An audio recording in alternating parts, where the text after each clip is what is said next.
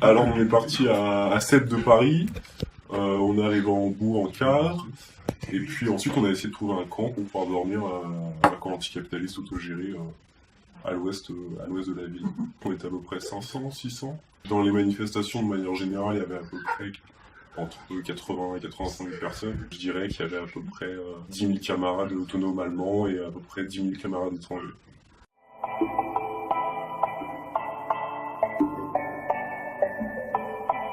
Elles se sont déroulées sur 3 jours, il y a eu 3 jours de manifestation. Première manifestation avec les sociodémocrates, donc une manifestation assez massive, avec des appels de partis, etc.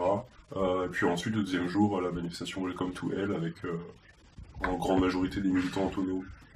Et donc là, il y a eu la première répression le 7. La répression, c'est une manifestation qui a pas pu démarrer. Les gens devaient se démasquer pour pouvoir commencer la manifestation. Il y a à peu près, je dirais, 8 à 10 000 personnes en tête de manifestation dans le bloc, et la police a chargé à peu près pendant une demi-heure, jusqu'à ce qu'il y ait dispersion et un certain nombre de manifestations sauvages qui sont parties dans les 4 coins de la ville. Le premier jour, il y a eu entre 450 et 500 blessés, dont à peu près 410 manifestants, et le reste c'était des riverains, des gens qui tombaient dans les pommes. Le troisième jour de manifestation, ça s'est passé un petit peu en réponse à ce qui s'est passé la veille, puisqu'une manifestation n'était pas partie. C'était les grands partis et syndicats qui avaient pris la tête de manifestation au tout début pour que la manifestation puisse commencer. Et ensuite, il y a eu des premiers échauffourés, mais les faits des actions autonomes se sont pas déroulés à ce moment-là, puisque la manifestation devait avoir lieu à 16h. À partir de 10h, la police a essayé d'entrer dans le squat Rote-Flora, dans le centre de la ville. Donc tous les militants autonomes et manifestants autonomes, au lieu d'aller à la manifestation de 16h, seront regroupés dans le quartier de Schanze. Et de là, s'est déroulé une après-midi d'émeute, jusqu'à peu près 20h. Disons que dans ce même quartier, après les manifestations, il y a une sorte de dispersion générale. Nous, on a dormi ailleurs, on a dormi dans un camp à l'ouest. On est rentré vers 3h du matin. Vers 1h, 2h du matin, on a essayé de dormir, mais il y avait des hélicoptères au-dessus du camp dans lequel on dormait. Donc là, on devait être à peu près 700 dans le camp, dont 200 militants turcs. Et puis petit à petit, dans la nuit, il y a eu à peu près plus de 1100 personnes. Des gens qui sont venus dormir là en dernier secours. Et vers 6h du matin, entre 5h et 6h, il y a eu plusieurs faux moments de tension, puisque la police a fait des fausses attaques dans le camp. Donc après le G20, on devait rentrer chez nous le soir, on est parti dans la matinée, donc on a pris les bagages, on s'est fait arrêter, simplement ficher. Ensuite on est allé se réfugier derrière le squat Rote-Flora. On s'est juste reposé là avant de rentrer chez nous, et environ près 150 CRS allemands et 150 militaires allemands ont encadré l'espace où on était. C'était une sorte de petit parc derrière le squat. On a tous été arrêtés à divers degrés pour être militants et pour parler français. C'est-à-dire qu'ils ils essayaient de trouver les gens qui parlaient français et italien, donc globalement les gens qui parlaient pas allemand et qui étaient là, pour lesquels il y avait beaucoup de soupçons d'avoir participé à des manifestations. Et ensuite ils faisaient des contrôles d'identité, etc. Et pour certains d'entre nous, des arrestations. Les deux sont restés en garde à vue pendant 24 heures et 26 heures. Après chaque arrestation, la police pouvait décider arbitrairement d'interdire le territoire de la ville, etc.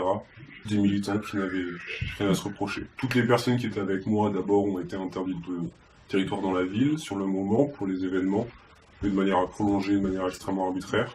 Et ensuite, de mémoire, certains d'entre nous ont été interdits de revenir, dont moins dans l'état d'Hambourg et globalement, potentiellement, plus de manière plus générale en Allemagne.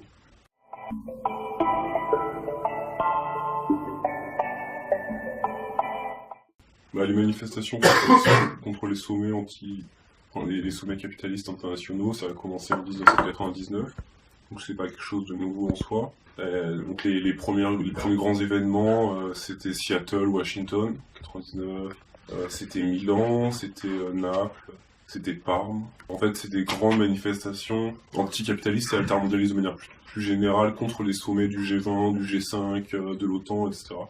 Et nous, en tant que militants anticapitalistes et en tant que militants communistes libertaires, on s'est dit qu'on n'était pas loin où se déroulaient ces événements, que les politiques de répression allemandes avaient fait exprès d'organiser l'événement à Hambourg parce que c'est un milieu avec beaucoup de militants d'extrême gauche, donc c'était pour tester la réaction en fait de l'extrême gauche. C'est un milieu, Hambourg, qui mêle des classes aisées et puis aussi des anciens dockers, des gens qui travaillent sur le port, donc ils voulaient tester la réaction ouvrière et prolétaire dans cet espace.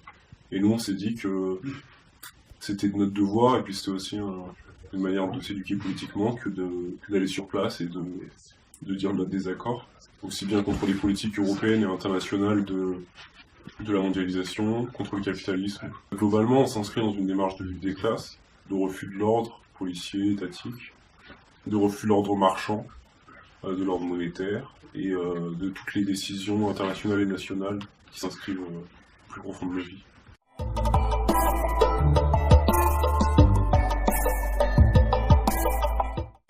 J'ai envie de dire par l'ampleur de la répression. Bon, c'est vrai que cette fois-ci, par rapport aux manifestations à Washington, etc., il n'y a pas eu de mort. Il y en avait les années d'avant. Mais si on fait un décompte total du nombre de blessés, parmi les manifestants, on est à plus de 1200. Et puis parmi nos manifestants, entre les personnes qui tombent dans les pommes, les personnes qui prennent du gaz lacrymogène, les personnes âgées qui sont choquées, etc. Il y a aussi beaucoup de blessés, donc vraiment des moments où on voit quasiment autant de manifestants que de pompiers. En fait.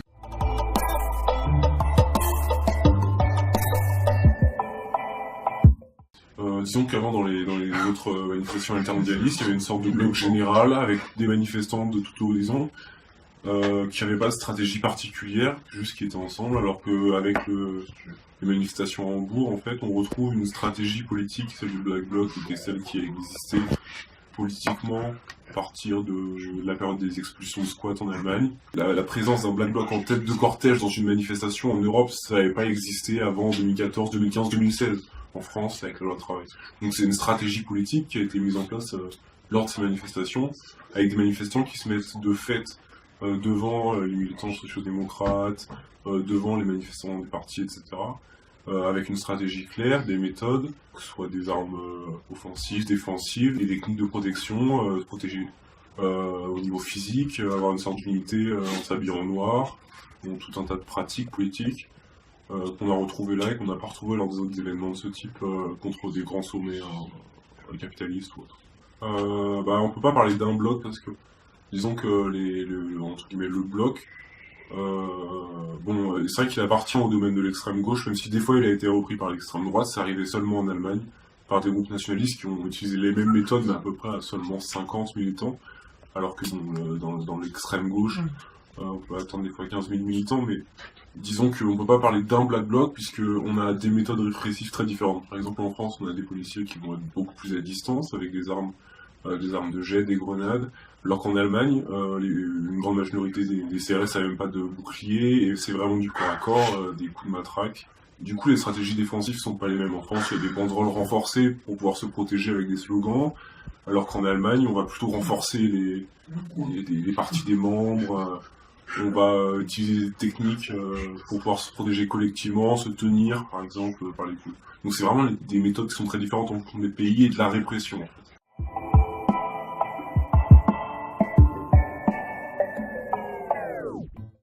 Disons qu'on a pu quand même rencontrer des gens, qu'on a expérimenté certaines pratiques politiques. C'est vrai qu'on a participé à des actions, on a profité contre des banques, des grandes enseignes capitalistes, des concessionnaires.